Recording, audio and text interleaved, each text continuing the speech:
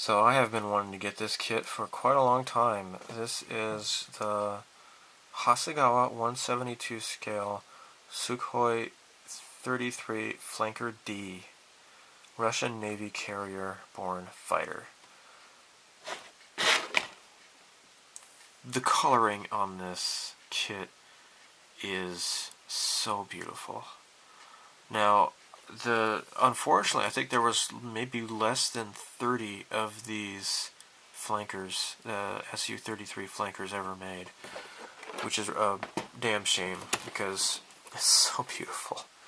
Oh gosh, it's so beautiful. And I picked up this flanker color set by Model Casting. Don't ask me where you can get this outside of Japan, because it might be a Japan and Asian only paint set. But here this has paints for the Su-27 and the Su-33. And opening this up,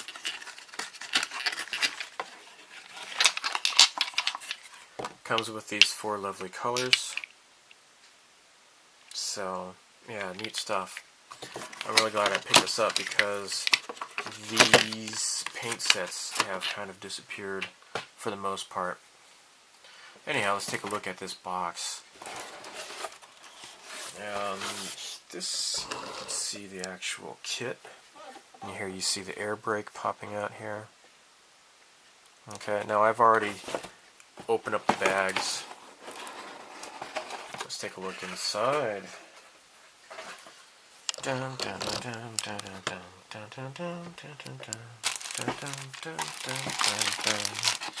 Now this is perhaps the first English language review, or not a review. I can't say it's a review. Unboxing. First English language unboxing of this kit. I looked on YouTube. I could not find anything. I couldn't find much information. So hopefully you might find this of value. So you have two different markings. Actually, you have two different squadrons or whatever. You got the Tiger and the Eagle, and you have 81, 82, or 60 and 72. Now, I have looked at possibly getting the Zvezda version, and the Zvezda one has a much, much larger decal sheet than this. Much larger. But it's not bad. Here we have the canopy, and I do not see a seam line. Oh no, yep, there is a seam line going straight down. So what you'd have to do is kind of sand that with really fine grit. I would say maybe 1500, and then work your way up, and then dip it in future, or whatever sort of clear coat that you can manage to get rid of that line. That is kind of disappointing, but I see that a bit on Hasegawa kits. Now you also have, I imagine, this is probably the light in the front. It maybe goes right here or so, and then I believe these are probably landing gear lamps and such. And this is probably the HUD, I imagine. So, first things first, here are the halves, and this is one of the reasons why I like this kit, this airplane so much. Check this out. I just like the profile. It's one of the reasons why I like flankers, because I like how they're kind of curved, kind of like that. That is so cool. Really, really neat. So, panel lines are typical Hasegawa. You have to be careful because they are not deep at all.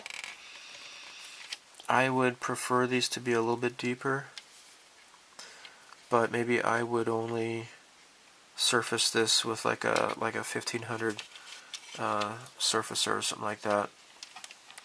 I know they have like finishing surfacers or whatever. So the way I prime my kits is usually I use Mr. Surfacer 1000, but for this kit maybe I would use the 1200, which I am out of, I believe. Yeah, I do not currently have any. I need to buy some more. Anyhow. Alright, so there you go. Top half and bottom half.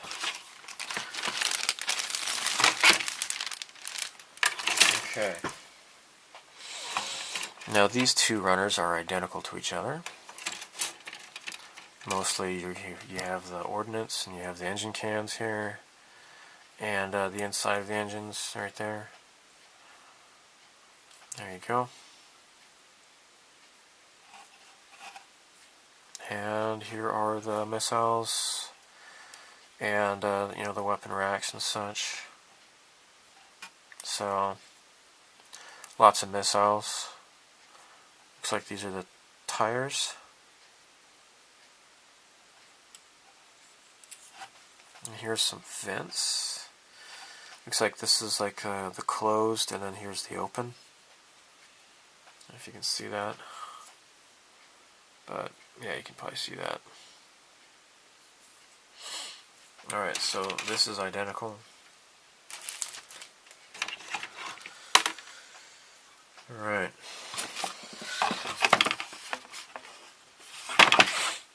Now here are the wings. Oh, I think these are the side wings, or hold on here. No, actually, okay. So these little wings here are to basically the next to the cockpit. You will not glue these pieces here. You see these little pegs here? You can actually position them, so you don't glue them. You just kind of stick them into the model. Here is the nicely molded cockpit with actually molded detail that you would lay the decals on top of. There's your instrumentation. Here's your seat. The seat will be, I think it's comprised of about 4 different pieces or so. Like here's one end and here's the other end. Then there's also the back here as well. And I believe this is probably the landing gear.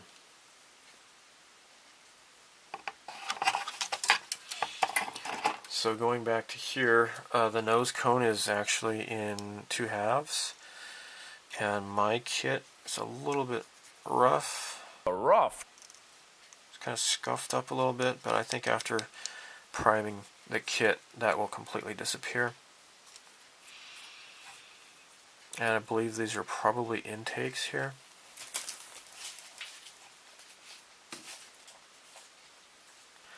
So yeah, the detail is great, but the panel lines could stand to be a little bit deeper, I guess, but that's just me. That's my personal opinion.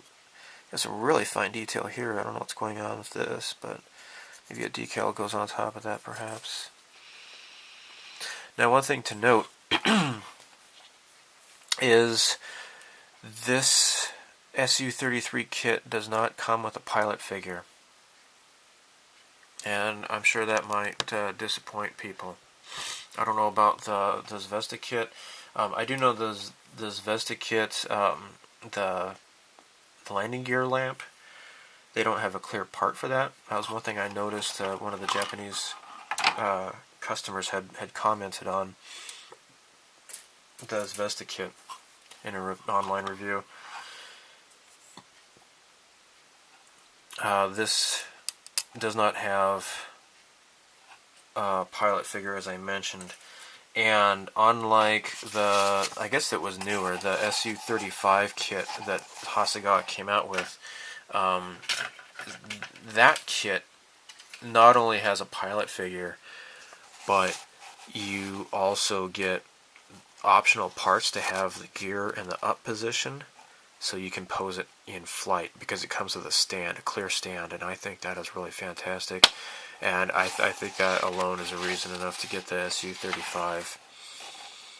Now you have, yeah, first thing I notice here, lots of weapon installation instructions here. You have some options to put stuff in. Yeah, really neat. Now here are the instructions for the paints in Mr. Color and in Mr. Hobby Aqueous. For the main coloring, though, I'm going to be using that model casting paint set, as I mentioned before. So, yeah, you can see there's no pilot figure in the instructions. Here you have the optional air intake, as I mentioned here. Here's the closed and the open positions.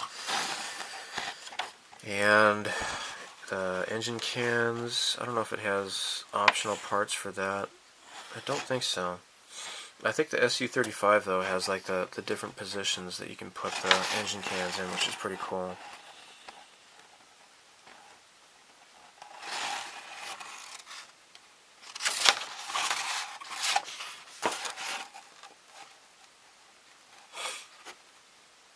So yeah, here's the tail fins and ailerons and such that I pointed out before. You may have the canopy in an open position or in a closed position, and if you're having it in the open position, you're going to be using this piece here.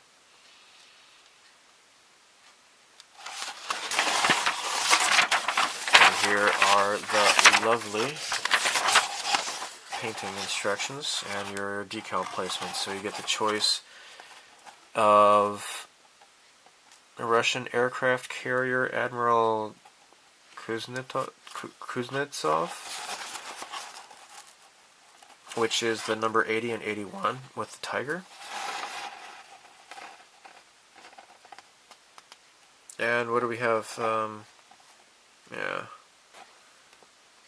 Oh, okay, I guess they're both under the same aircraft carrier. So this is the 60 and 72. Those have the Eagle.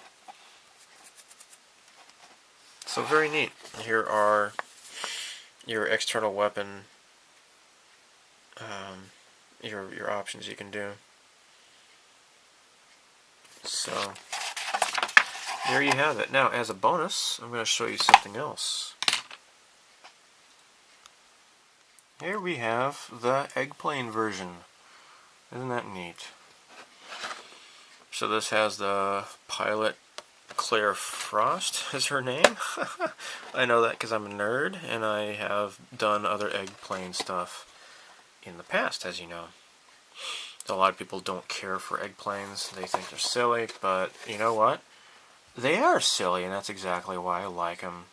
And if you can't understand that, then, you know, just stop watching and go watch some cat videos or something.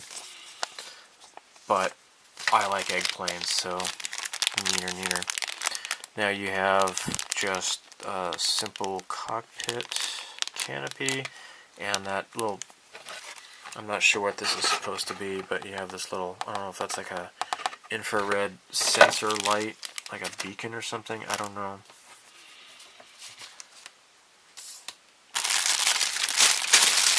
Very simple. You have the upper and lower halves. Decent panel lining. And you can choose your pilot here. So you get the girl, or you can just have a standard pilot. So here's the wing mounted missiles and such. Got some other rockets on below. Here are the air intakes. So this is not a snap kit, it's just a regular glue kit. And as well as the 172 scale, here we have optional decals. You have the same the same two squadrons. Now you get the red stars, of course, but check this out. This is all one decal here, so it kind of makes it easier. You have the 80 and the 81. You can get your, make your choice, or you have the 60 and 72. That's neat. And here you have the decals for the girl's eyes. Isn't that neat? So the black runner here.